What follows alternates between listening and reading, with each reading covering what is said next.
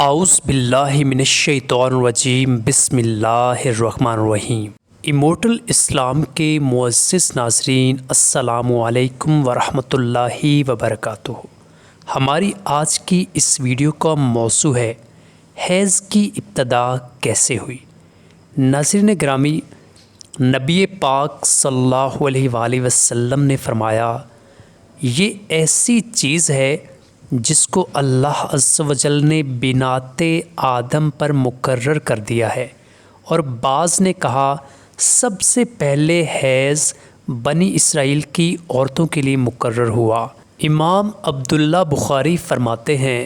حضور نبی کریم صلی اللہ علیہ وآلہ وسلم کا فرمان ہی اکثر ہے۔ ناظرین گرامی، مقصود عنوان یہ بتانا ہے کہ حیض کی ابتدا کیسے ہوئی۔ اس سلسلہ میں امام نے حضرت عبداللہ بن مسعود رضی اللہ عنہ کا قول اور حضور نبی پاک صلی اللہ علیہ وآلہ وسلم کا ارشاد پیش کیا۔ بظاہر حضرت ابن مسعود کے قول کا یہ مطلب معلوم ہوتا ہے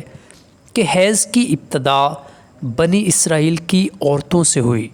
حالانکہ یہ واقعہ کے بھی خلاف ہے، کیونکہ یہ بات تو بالکل بدیہی ہے کہ جب سے عورتوں کی نسل شروع ہوئی ہے انہیں حیض آیا ہے۔ خود کتاب قرآن مجید میں حضرت ابراہیم علیہ السلام کی زوجہ محترمہ حضرت سارہ رضی اللہ تعالی عنہا کے متعلق ارشاد ہے، یعنی ان کو حیض آیا، اور ظاہر ہے کہ حضرت سارہ بنی اسرائیل سے پہلے تھی۔ نیز مستدرک اور ابن المنذر میں حضرت ابن عباس رضی اللہ تعالی عنہما سے بسند صحیح مروی ہے کہ سب سے پہلے حضرت حوا علیہ السلام کو حیض آیا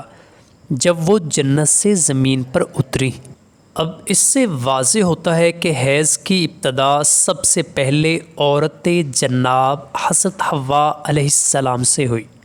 اب سوال پیدا ہوتا ہے کہ حضرت ابن مسعود رضی اللہ عنہ کا قول حیض کی ابتدا بنی اسرائیل کی عورتوں سے ہوئی کا حدیث رسول صلی اللہ علیہ وآلہ وسلم سے تطبیق کی کیا صورت ہوگی؟ شارحین کرام نے اس کے متعدد جواب دیے ہیں، مگر سب کے سب محض جواب ہی ہے،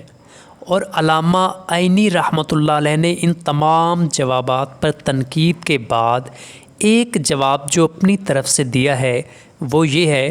کہ حدیث رسول صلی اللہ علیہ وآلہ وسلم اور قول عبداللہ بن مسعود رضی اللہ عنہ میں تناقض ہے ہی نہیں،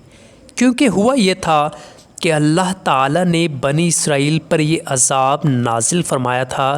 کہ ان کی عورتوں کو حیض نہ آئے، چنانچہ کچھ عرصہ تک وہ حیض سے محروم رہیں، کیونکہ حیض نہ آئے تو عورت کے اولاد نہیں ہوتی۔ اس کے بعد یہ عذاب اٹھا لیا گیا تو حضرت عبداللہ بن مسعود رضی اللہ عنہ نے جو یہ فرمایا کہ حیض کی ابتدا بنی اسرائیل کی عورتوں سے ہوئی، تو یہ اولیت بالنسبت مدت انقطاع کے ہے،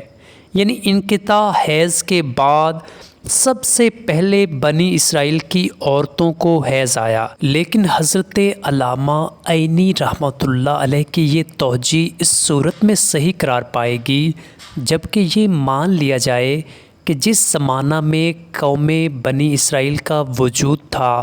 اس زمانہ میں کسی اور قوم کا وجود ہی نہ تھا۔ اس لیے میرے نزدیک صحیح جواب یہی ہے کہ حضور صلی اللہ علیہ وآلہ وسلم کی حدیث اور حضرت عبداللہ بن مسعود رضی اللہ تعالی عنہ کے قول میں منافات ہے، اور امام بخاری رحمۃ اللہ علیہ نے حدیث النبی اکثر کا لفظ لکھ کر اس طرف اشارہ فرمایا ہے کہ حضور صلی اللہ علیہ وآلہ وسلم کا ارشاد کے مقابل کسی کا قول قابل قبول نہیں ہو سکتا، لہٰذا بات یہی صحیح ہے جو حضور صلی اللہ علیہ وآلہ وسلم نے فرمائی ہے کہ حیض ایک ایسا عارضہ ہے جو بنات آدم کے لیے اللہ عز و جل نے مقرر فرما دیا ہے،